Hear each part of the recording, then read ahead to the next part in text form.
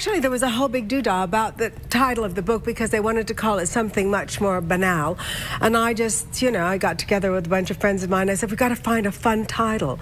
And suddenly we came up with this one, called the publisher, and they said, oh, God, no. In 1969, Raquel Welch met a rising star on a movie set in Spain. At first, she was stunned by his swagger. But when he started stealing her spotlight, she panicked. She tried everything to outshine him. Then he made one disgusting comment about what he'd find in her pants. That made Raquel hate him forever. 3 years later, they were cast together again. The studio had to rewrite the entire script because she refused to be in the same room with him. Hollywood had never seen anything like it. Raquel Welch was born Jo Raquel Tejada on September 5, 1940, in Chicago. Her father was Armando Tejada, a Bolivian aeronautical engineer, and her mother was Josephine Hall, a woman of English descent whose ancestors came to America on the Mayflower. When she was just 2 years old, her family left Chicago and moved to San Diego. That one move changed everything. San Diego gave her sun, open skies, and the chance to grow up in a place more accepting of differences. She didn't know it yet, but this city was the first step toward stardom.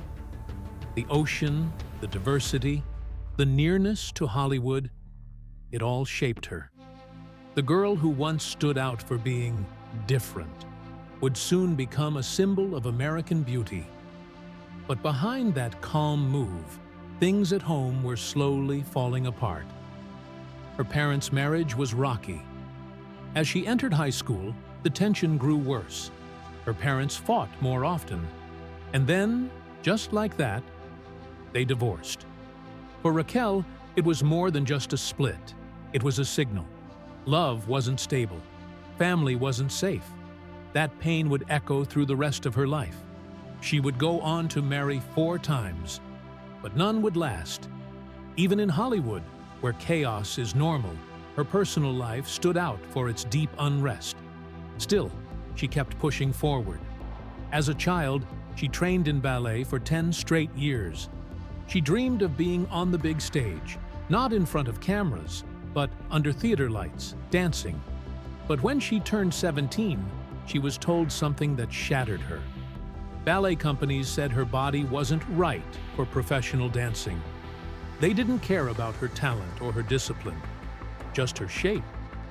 That rejection hit hard, but she didn't break. Instead, she pivoted. If ballet didn't want her, maybe the world of film and fashion would. That same year, she began entering beauty contests, and she started winning. Fast. At just 14, she won Miss Photogenic and Miss Contour. From there, the titles kept coming. She won Miss La Jolla, then Miss San Diego, and eventually, she was crowned Maid of California. She hadn't even graduated high school yet. These weren't just pretty trophies. Each win gave her confidence. Each title gave her a new headline. By the time she was 18, people were already whispering that she might be the next big thing. But instead of running toward fame, she shocked everyone. She got married. Some reports say she was 18. Others claim she was just 16. Either way, it was a curveball. She had theater scholarship offers. She had a chance to start acting professionally. But she chose love, or maybe escape. She married James Welch, her high school sweetheart. For a young woman with the world at her feet, it was a strange turn. Soon after, life became even more complicated. She became a mother. Her son Damon was born in 1959. Her daughter Tani came in 1961. She was barely 21, with 2 children and a husband who was gone for long stretches of time. James worked as a fisherman, often out at sea. That left Raquel alone, raising 2 babies with no help. There were no nannies, no family nearby, no support, just her, diapers, and exhaustion. Hollywood seemed far away, but she didn't quit. She found a small crack in the wall and pushed her way through. In the early 1960s, she got a job at a local San Diego TV station, KFMB, as a weather presenter. It might sound small, but it was huge. It kept her on camera. It kept her in public view. And it gave her a sliver of hope that maybe, just maybe, the dream wasn't dead. She'd stand in front of the weather map by day and tuck her kids in at night. It was a balancing act she pulled off with grit. At just 22 years old, Raquel Welch made a decision that would haunt her forever. She walked away from her marriage in 1962, leaving behind James Welch, her high school sweetheart, and the father of her 2 children. She later called it the most painful decision of my entire life. But it wasn't just about love. It was about survival. Back then, a woman leaving her husband for a career was nearly unthinkable. Society expected women to stay quiet, stay married, and stay home. But Raquel couldn't. She wanted more than a house and a husband. She wanted Hollywood, fame, a future she could call her own. That decision came with a heavy price. She left the comfort of marriage and stability and found herself alone in Dallas, raising 2 children with no roadmap and no safety net. To keep food on the table, she worked long nights as a cocktail waitress in smoky bars, dealing with drunks, gropers, and bills that never seemed to end. She smiled through it all, holding trays with grace, while her dreams burned quietly in the back of her mind. By day, she found work as a model for Neiman Marcus, posing under bright lights while wondering how long she could hold it all together. It wasn't glamorous, it was pure survival. Every shift, every photo shoot, every tired morning with no sleep and hungry kids, it was all part of the climb. Her big break wouldn't come by accident. It was calculated, strategic, and a little heartbreaking. Born Jo Raquel Tejada, she was proud of her Bolivian heritage, but Hollywood didn't want a Latina leading lady. The roles available were insulting at best: maids, mistresses, background characters with no story and no future. So when her manager Patrick Curtis suggested she keep the name Welch from her ex-husband, she agreed.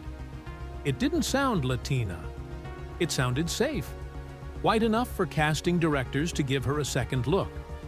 That one choice, keeping her married name, changed everything.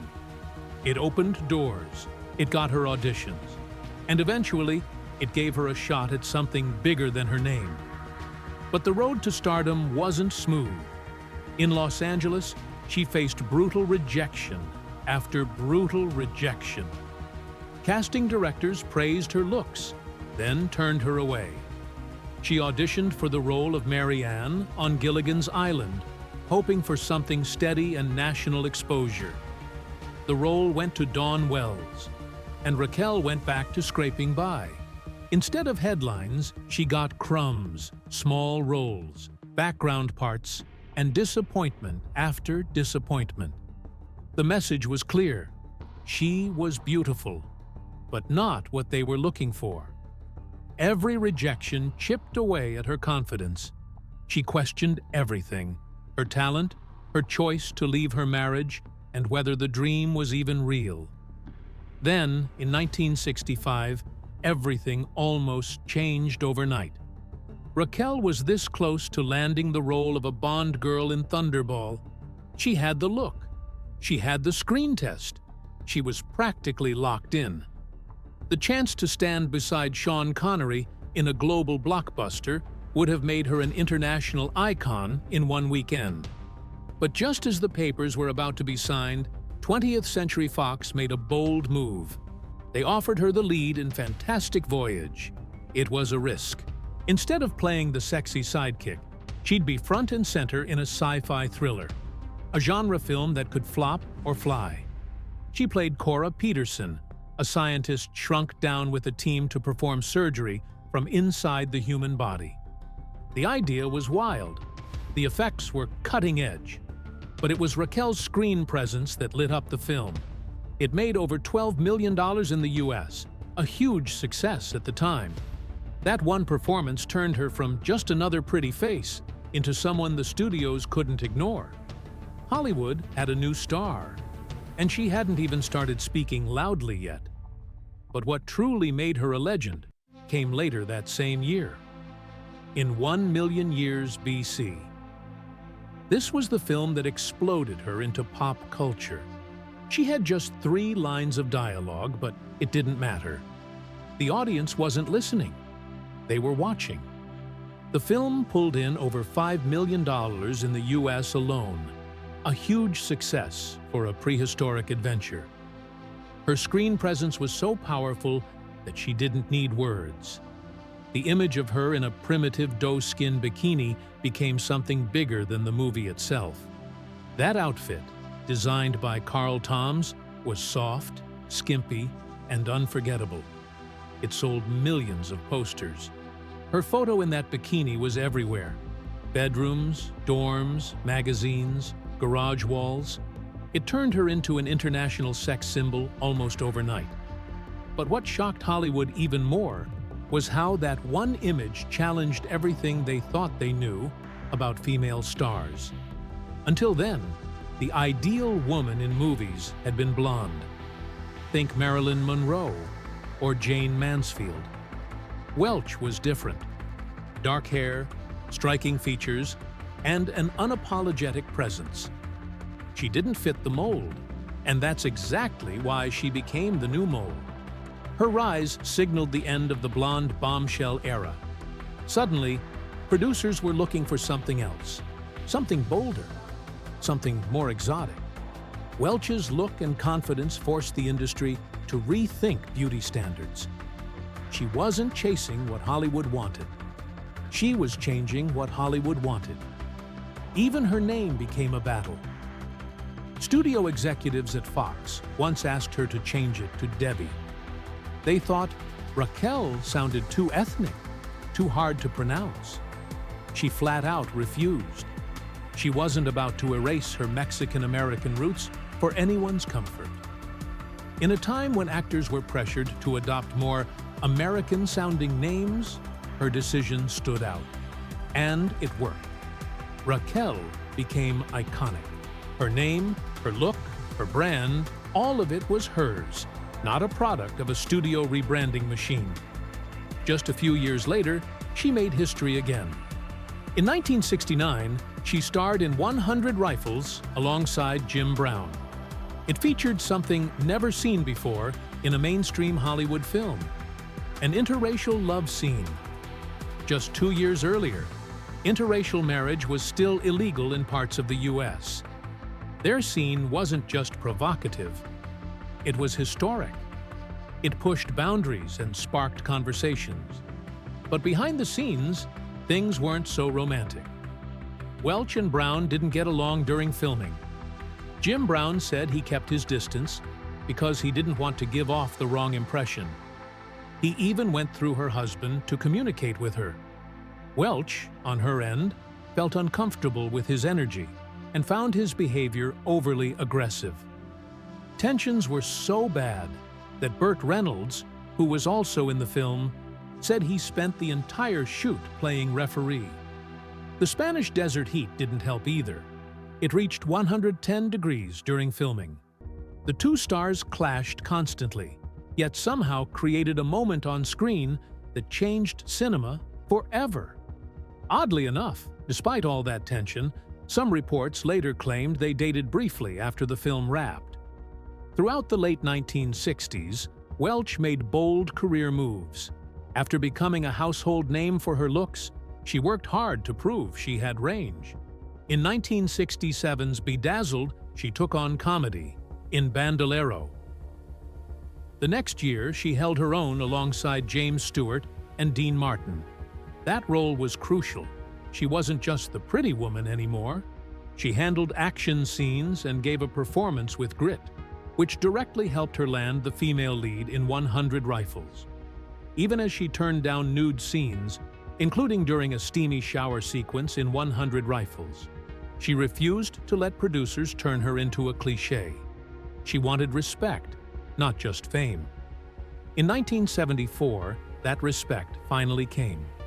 Welch won the Golden Globe for Best Actress in a musical or comedy for The Three Musketeers. She played Constance de Bonacieux, and this time, no one was talking about her outfit. They were talking about her timing, her delivery, her performance. The movie was filmed in historic Spanish cities like Madrid and Segovia and featured an all-star cast.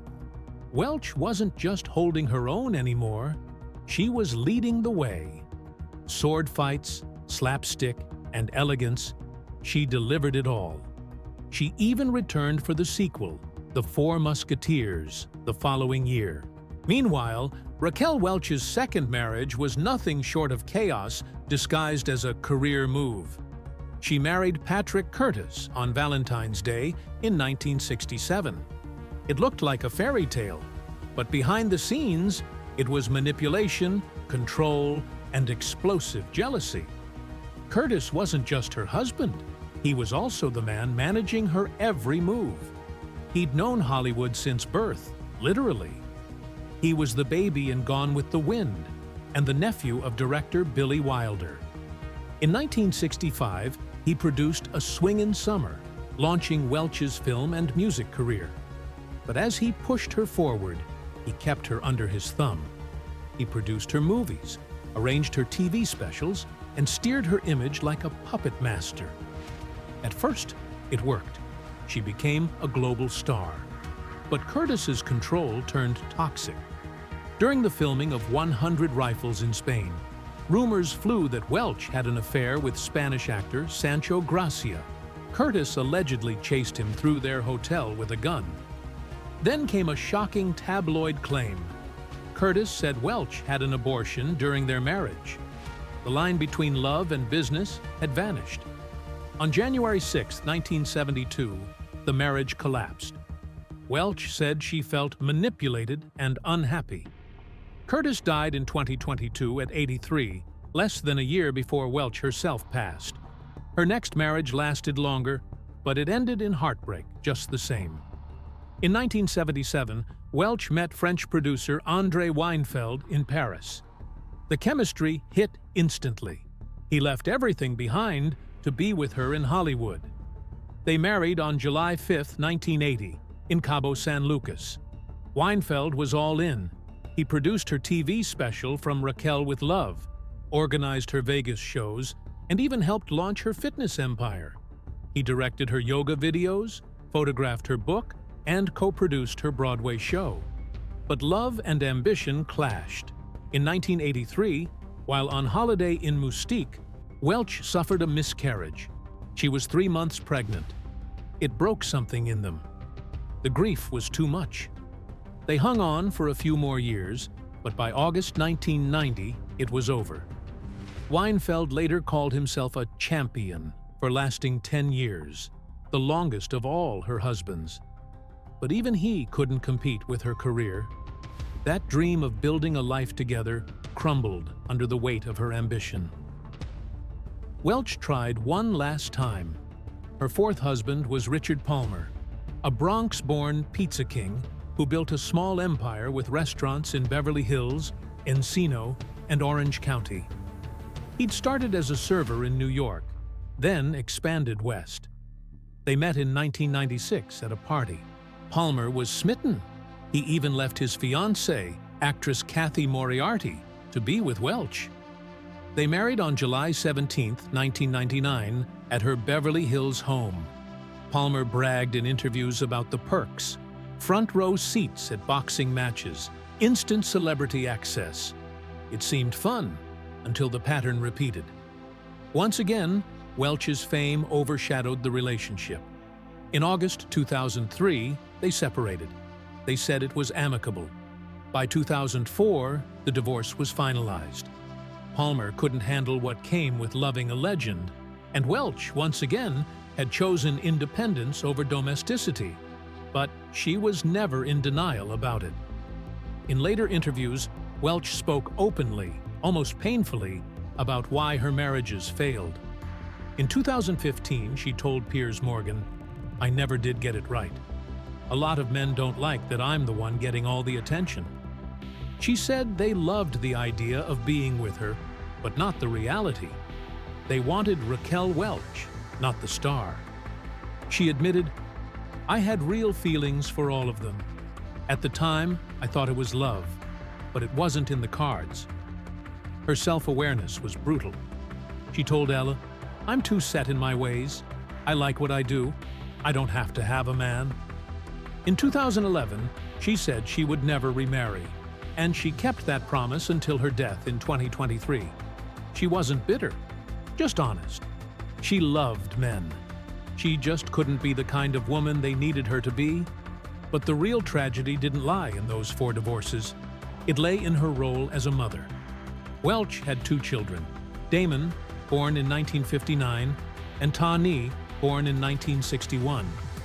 In her memoir, Raquel Beyond the Cleavage, she called her divorce from their father, James Welch, the most painful decision of her life. "For our children's sake, I should have stayed," she wrote. She admitted the damage was immeasurable. She was only 19 when she had Damon. Too young, too ambitious, and too hungry for more. She confessed that her career kept her away from them when they needed her most. "It used to just break my heart," she said. In one interview, she reflected, "Life isn't meant to be lived for your own gratification. When you have children, you owe them more." In her later years, she worked hard to rebuild what she had broken. She didn't claim to be a great mother. "I wouldn't give myself an A," she said, "and I don't think they would either." But she never stopped trying to make it right. In the middle of her second marriage, back in 1969, a new storm was brewing, one that had nothing to do with love and everything to do with ego. Welch was filming 100 Rifles in Spain when she met Reynolds. They were co-stars, strangers on an airport tarmac in Madrid. She'd never heard of him. He was still climbing, still proving himself. But when she saw him walk across that tarmac, she was stunned. "I was thinking, he's just the hottest thing, and I haven't even seen his face," she said later. His swagger, his style, it hooked her instantly. But their chemistry turned toxic fast. Welch soon noticed that Reynolds had a screen presence that threatened to eclipse hers.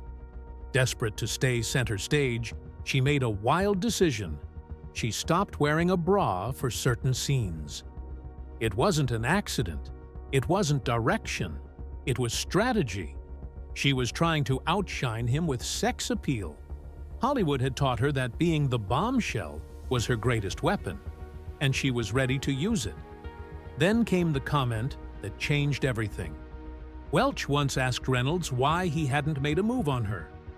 His reply was brutal. He told her that if he ever got into her pants, he expected to find a poster of herself there, instead of actual female parts. It was a direct hit. He mocked her vanity. He called her hollow. She never forgave him. From that moment, she hated him. 3 years later, in 1972, they were cast together again in Fuzz. But Welch wasn't having it. She demanded a clause in her contract that said she wouldn't share a single scene with Reynolds. The studio agreed. Writers rewrote entire scenes. Directors worked around the schedule. In one moment of irony, Tom Skerritt got a key scene in a sleeping bag that was probably meant for Reynolds. Even so, Reynolds admitted that Welch was always professional. On time, prepared, never causing trouble on set. The grudge was personal, not professional. Raquel Welch was one of Hollywood's biggest stars. She had beauty, fame, and a career that spanned decades. But in 1980, her world suddenly collapsed. She had just started filming Cannery Row under MGM. Only 7 days into shooting, she was fired. No warning, no explanation at first. They replaced her with Deborah Winger, a younger rising star. It shocked everyone in Hollywood. Raquel had been a box office powerhouse since the 60s. This wasn't just a job loss. It felt like a personal attack. Rumors swirled. Some insiders whispered about behind-the-scenes conflicts with MGM. Others blamed studio politics. Whatever the reason, her firing killed the momentum of her career. Roles dried up overnight. Then MGM went public with accusations. They claimed she was late to the set. They said she refused on-set makeup and demanded to get ready at home. It sounded petty. Raquel fired back, calling it a smear campaign. She denied everything. To her, it felt like the studio wanted an excuse to get rid of her and ruin her reputation. The fight wasn't just emotional, it turned legal. Welch sued MGM, and when she stood in court, her testimony shook the room. "My movie career came to a screeching halt. Once they think you've breached your contract, then who wants you?" she told the jury. Her words were raw and real. She wasn't just fighting for a paycheck, she was fighting for her dignity. The jury sided with her. After 4 grueling weeks, they awarded Raquel over $10 million in damages. It was one of the largest payouts in Hollywood at the time. The win didn't just bring her justice. It sent a message to every major studio. You couldn't destroy a star's life without consequences. But the case wasn't over yet. During the trial, one name kept coming up: David Begelman, the former MGM boss. He'd made cruel, defamatory comments about Welch in Rolling Stone. The court found him personally responsible. He was ordered to pay her $2,700, a small amount compared to the $10 million, but the message was loud and clear. Hollywood's power players weren't untouchable. While her film career never fully bounced back, Raquel wasn't finished. She found a second act in the most unexpected places. In the early 1980s, America was going crazy over aerobics. Welch saw the trend and jumped in. She launched her own line of workout videos. Shockingly, she made more money from fitness in just a few years than she had from 7 years of films. Then came Broadway. In December 1981, she replaced Lauren Bacall in Woman of the Year. The critics didn't expect much, but Raquel stunned them. She returned in 1982 for a 6-month run. Her performance proved she was more than a pretty face. She was a real performer with range and resilience. But success came at a cost. Years later, Raquel opened up about what fame had done to her family. "When I'm running around the world being Miss Sex Symbol, I couldn't always be with my children when I wanted to be," she confessed. Her 2 kids, Damon and Tani, felt the distance. Damon remembered missing 3 Christmases with her because she was touring with Bob Hope for the troops. It haunted her. She admitted she hadn't done enough to fix it, and that it broke her heart. In 2017, Raquel made her final film appearance in How to Be a Latin Lover. She was 77. The movie made $62.6 million globally. It was a comedy about aging and relationships, ironically, themes that mirrored her own life. Surrounded by a cast of young stars, she held her own. It was a quiet, graceful farewell to the screen. Then she vanished from public life.